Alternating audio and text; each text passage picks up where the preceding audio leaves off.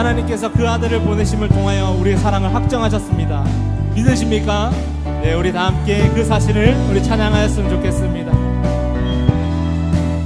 그것이 우리 기쁨 됩니다. 나를 향한 주의 사랑, 나를 향한 주의 사랑, 산과 바다에 넘치니 내 마음 열 때 주님 나에게 참 자유 주셨네. 늘 진리 속에 거하며 나의 손을 높이 들고 언제나 주님의 사랑을 노래하리. 다시 한 번 더 찬양할까요? 나를 향한 주의 사랑, 산과 바다에 넘치니 내 마음 열 때 주님 나에게 참 자유 주셨네. 늘 진리 속에 거하며 나의 손을 높이 들고 언제나 주님의 사랑을 노래하리. 주의 사랑 노래하리라. 영원토록 노래하리라. 주의 사랑 노래하리라. 영원토록 다시 한 번 더 우리 찬양합시다. 나를 향한 주님의 사랑, 나를 향한 주의 사랑, 산과 바다에 넘치니 내 마음 열 때 주님 나의 마음이 열리기를 소원합니다. 늘 진리 속에 거하며 나의 손을 높이 들고 언제나 주님의 사랑을 노래하리. 주의 사랑 노래하리라. 영원토록 노래하리라. 주의 사랑 노래하리라. 영원토록 노래하리라. 다시 한 번 더 고백합시다. 주의 사랑 노래하리라. 주의 사랑 노래하리라. 영원토록 노래하리라. 주의 사랑 노래하리라. 영원토록 노래하리라. 네, 우리 시간 앞뒤로 찬양하겠습니다. 네, 우리의 온 만물과 온 땅과 온 바다가 온 섬들이 우리 하나님을 찬양할 것입니다. 우리 또한 그 하나님의 사랑에 보답하여 언제나 기쁨으로 찬양하였으면 좋겠습니다. 다시 한 번 더 고백할까요? 주의 사랑 노래하리라. 주의 사랑 노래하리라. 영원토록 노래하리라. 주의 사랑 노래하리라.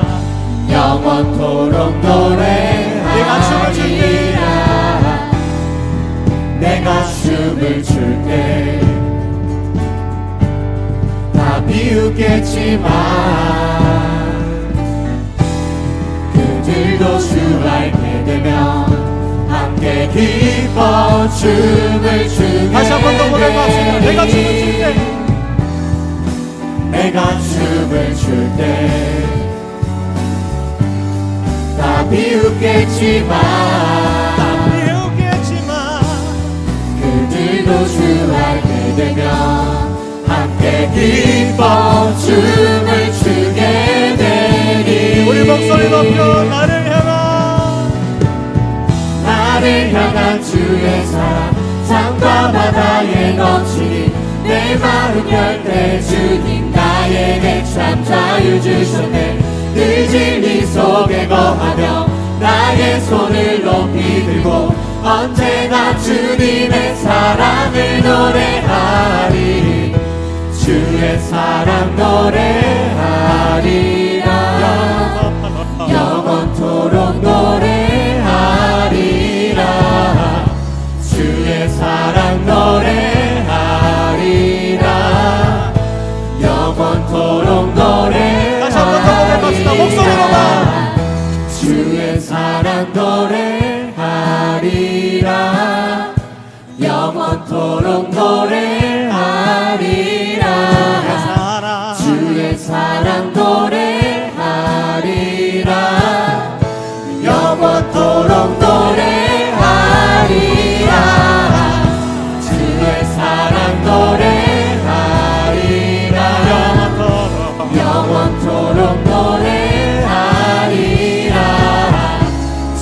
주의 사랑 노래하리라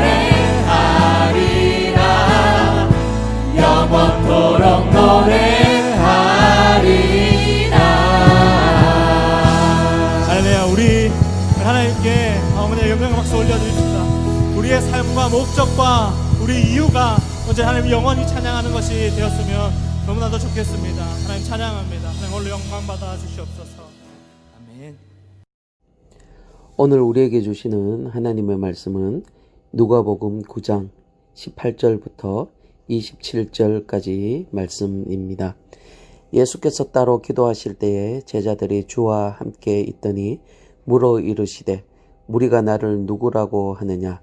대답하여 이르되 세례 요한이라 하고 더러는 엘리야라 더러는 옛 선지자 중에 한 사람이 살아났다 하나이다.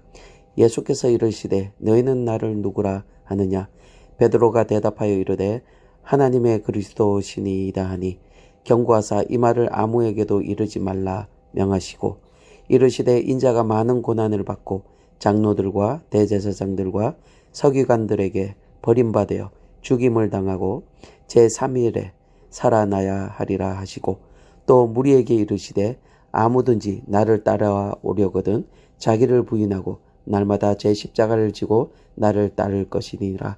누구든지 제 목숨을 구원하고자 하면 잃을 것이요 누구든지 나를 위하여 제 목숨을 잃으면 구원하리라. 사람이 만일 온 천하를 얻고도 자기를 잃든지 빼앗기든지 하면 무엇이 유익하리요?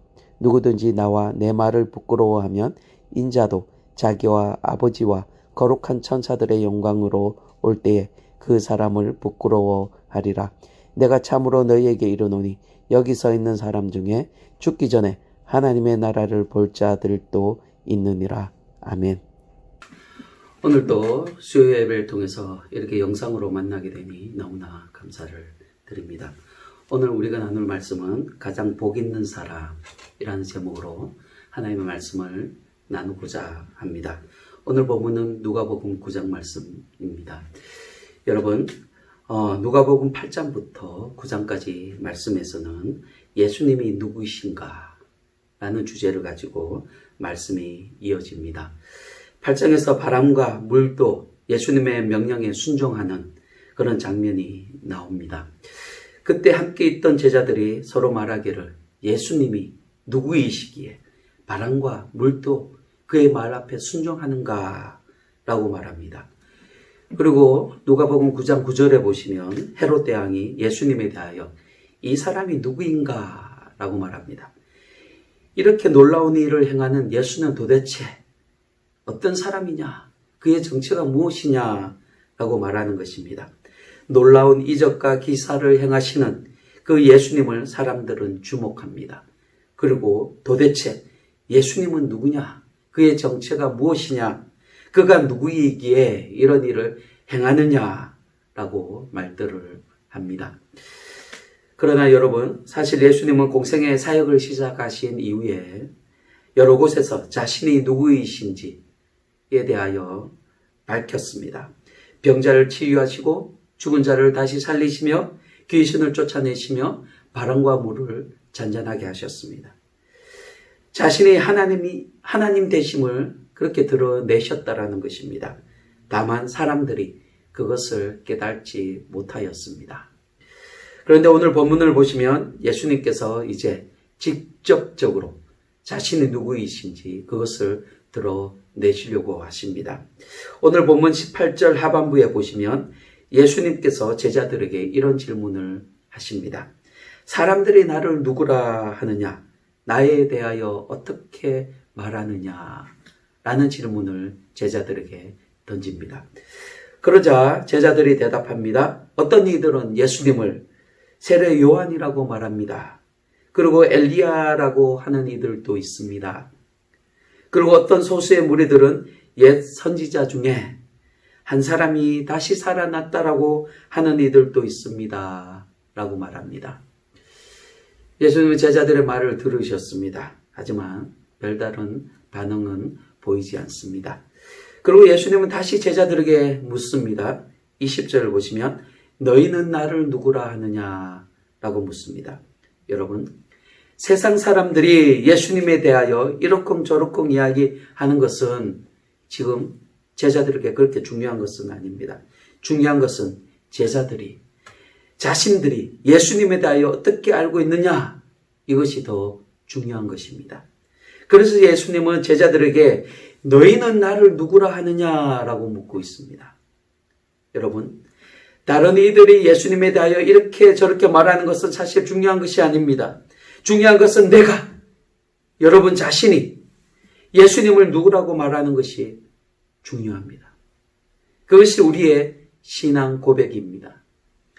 여러분, 사람들은 예수님을 세례 요한이다, 엘리야다, 아니면 선지자 중에 한 사람이다, 아니면 역사적으로 위대한 인물이다, 그렇게 말합니다. 그렇게 부르는 것은 그들의 신앙입니다. 그것은 나에게 그렇게 중요한 것은 아닙니다. 중요한 것은 내가 예수님을 어떻게 생각하고 어떻게 믿고 어떻게 알고 있느냐, 이것이 중요합니다. 여러분, 예전에 저희 외할머니께서는 아주 골수분자 불교 신자였습니다. 그러다가 나중에 예수님을 믿고 천국에 가셨습니다. 하지만 불교 골수분자 시절에 4월 초 8일이 가까이 오면 우리 가족 이름 생년월일 다 가지고 가셔서 절에 그것을 다 올리셨습니다. 저는 할머니 따라 절에 가본 적은 없습니다. 그런데 저희 가족의 이름은 그 절에 등록이 되어져 있습니다. 이것은 그 당시 우리의 신앙이 아니라 우리 외할머니의 신앙이었습니다.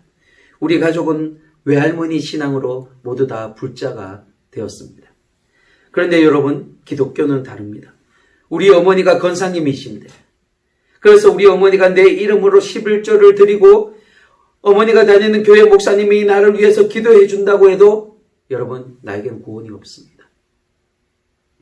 자기의 신앙 고백이 있어야 합니다. 자기 입으로 자기가 예수님에 대한 신앙 고백이 있어야 합니다.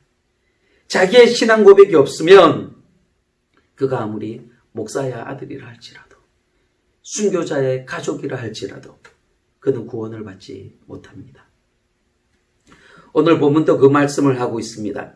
다른 무리들이 예수님에 대하여 세례 요한이라고도 하고 엘리야라고도 하던 그것이 중요한 것이 아니라 너희는 나를 누구라 하느냐, 이것이 중요하다는 것입니다.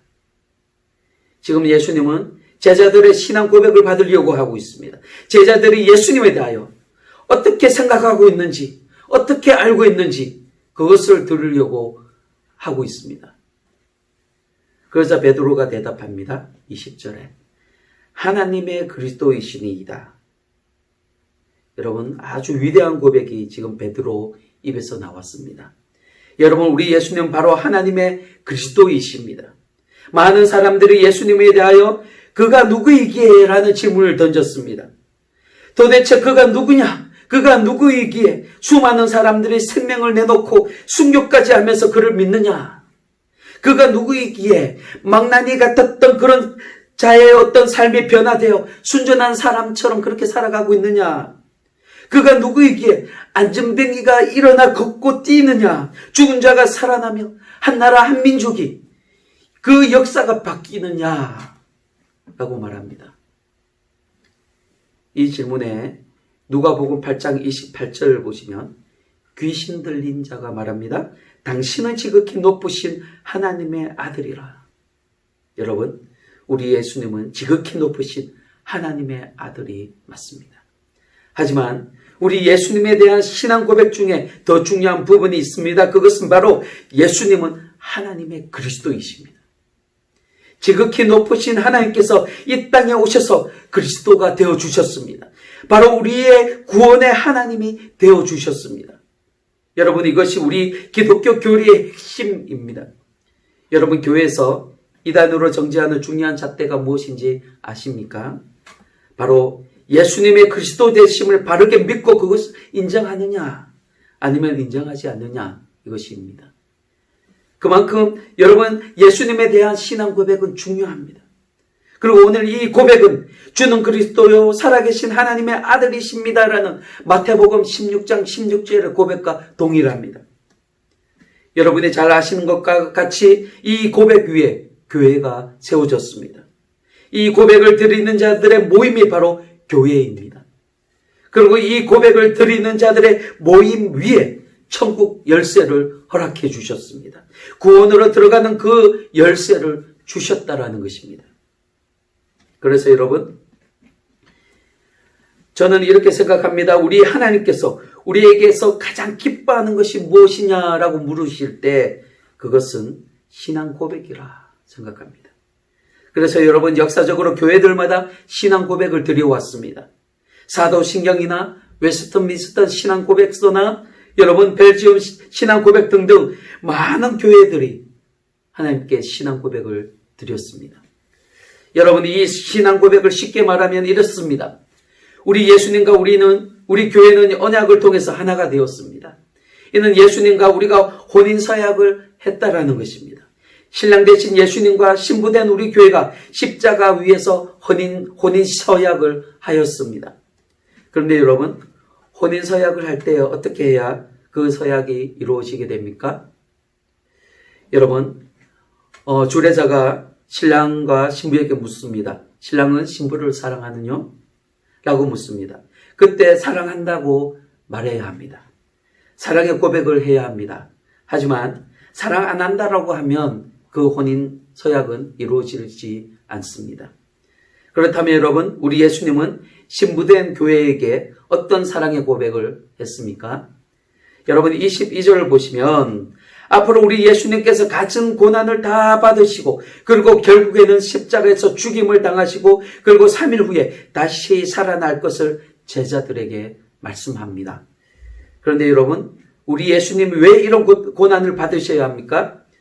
하나님이신 우리 예수님이 왜 십자가에서 죽으셔야만 합니까? 여러분, 그것은 우리를 향한 사랑의 고백입니다. 우리를 너무나 사랑하셔서 십자가에서 죽어주셨습니다. 이것은 우리를 향한 하나님의 사랑의 고백입니다. 더 이상 우리에게 보여줄 수 없을 만큼의 크고 완전하신 완벽한 그 사랑을 십자가 위에서 보여주시면서 나 신랑 예수는 신부를 사랑한다. 신부된 교회를 사랑한다라고 고백하고 있는 것입니다. 그렇다면 이제 신부된 교회가 바로 저와 여러분이 고백해야 할 차례입니다. 주례자가 묻습니다. 신부 누구누구는 신랑 예수를 사랑하느냐?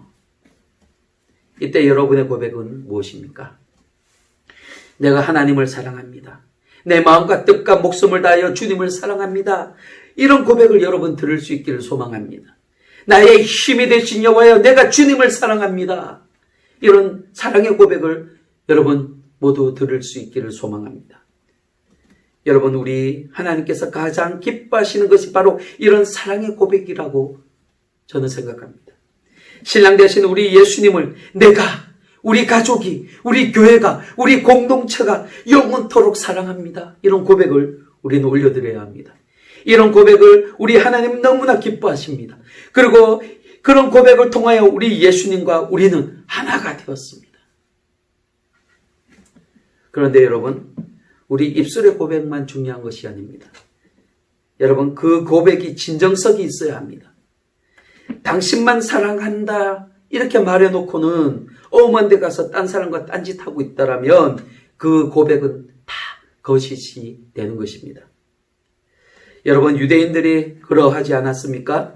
자기들은 율법을 다 지킨다고 말했습니다. 그래서 하나님을 사랑한다라고 말합니다. 큰 길에서 손을 들고 그렇게 기도합니다. 그러나 그들은 해치랑 무덤과 같다라고 예수님께서 말씀하셨습니다. 밖은 회를 칠해서 깨끗해 보이지만 속은 시체 썩은 냄새가 진동하였습니다. 겉과 속이 달랐습니다. 겉에서는 마음껏 하나님을 사랑한다 하지만 속에서는 딴짓거리를 하였습니다. 여러분, 사랑한다라면 그 사랑을 표현해야 합니다. 그리고 여러분, 부부는 닮는다고 하지 않습니까? 왜 그렇습니까? 서로 사랑하기 때문입니다. 서로를 위한 그 마음들이 있기 때문이라는 것입니다. 사랑한다라면 사랑하는 그 사람을 닮아가는 것입니다. 오늘 본문은 23절 이하에서 그것을 우리에게 말씀하고 있습니다. 너희가 나를 사랑하느냐? 그렇다면 나를 사랑한다라는 그 증표를 보여주어라 라고 말씀하고 있는 것입니다. 우리가 예수님을 사랑한다라는 것은 예수님을 닮아가는 것이고 예수님이 가셨던 그 길을 따라가는 것입니다. 자기 자신을 부인하고 자기 십자가를 지고 예수님을 따르는 그런 삶을 사는 것입니다. 예수님께서 우리를 위해 자기 목숨을 내어주셨던 것처럼 우리도 예수님을 위해 우리의 목숨을 아낌없이 내어드리는 것입니다. 그리고 우리가 사랑하는 예수님을 조금도 부끄러워하지 않고 세상 가운데 예수님을 인정하고 살아가는 것입니다. 이것이 예수님을 사랑하는 자들의 고백이 되어야 합니다. 우리는 예수님을 닮아가는 그런 삶을 살아야 합니다. 그런데 여러분, 사실 예수님을 영접하고 그리스도인이 된 우리는 예수님으로 인하여 완전히 덮여진 그런 사람들입니다. 갈라디아서 3장 27절 말씀에 보시면 누구든지 그리스도와 합하기 위하여 세례를 받은 자는 그리스도로 옷 입었느니라 라고 말씀합니다. 이 말씀은 예수를 믿고 하나님의 자녀가 된 자는 바로 저와 여러분은 그리스도로 옷을 입었다라고 말씀하고 있는 것입니다. 세상의 옷을 다 벗어버리고 예수님의 옷으로 우리가 입었습니다. 그래서 하나님이 여러분을 보실 때 여러분은 그 자체를 보시는 것이 아니라 그리스도를 보신다라는 것입니다. 우리는 그리스도로 옷을 입었습니다. 그리스도의 그 옷으로 우리는 완전히 가려져 있습니다. 그분으로 완전히 덮어져 있습니다. 그래서 이제 우리는 예수님의 그 삶을 살아가는 사람들이 되었습니다. 예수님의 그 사랑하심을 드러내며 살아가는 사람들이 되었습니다. 우리의 삶의 모습을 통해 예수님이 드러나야 하는 것입니다. 왜냐하면 우리는 그리스도의 옷을 입었기 때문입니다. 여러분 모두 예수님을 믿고 영접함으로 예수 그리스도의 옷을 다 입었습니다. 이것은 우리에게 부담이 아니라 축복입니다. 은혜입니다. 예수 그리스도로 옷 입은 사랑하는 성도 여러분, 이와 같은 복과 은혜를 누릴 수 있기를 소망합니다. 여러분을 통하여 예수님이 드러나는 그런 삶, 여러분의 삶을 통해서 하나님의 영광 받으시는 그런 삶, 여러분의 삶을 통해서 하나님이 너무나 기뻐하시는 그런 삶, 그런 모습으로 여러분 세상 가운데 여러분을 드러내시고 그리고 예수님을 드러내시고 하나님을 드러내시는 여러분이 다 되시기를 주님의 이름으로 축원드립니다. 아멘. 이 시간 우리 함께 말씀을 생각하시면서 기도하시고 그리고 가족들을 별로 기도 제목들을 또 가시고 또 잠깐 기도하고 수요 예배를 마치면 되겠습니다. 다 같이 기도드리겠습니다.